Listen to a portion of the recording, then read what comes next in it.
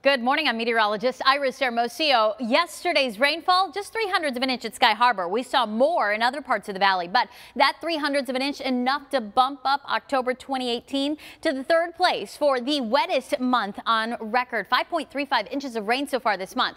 But we're done with the rain today, clearing out those rain chances. Mostly sunny instead with a high of 85 today. We stay dry through the end of the week. We'll get warmer by Friday up to 88 degrees, and then we're near 90 on Saturday, up to 91 on Sunday.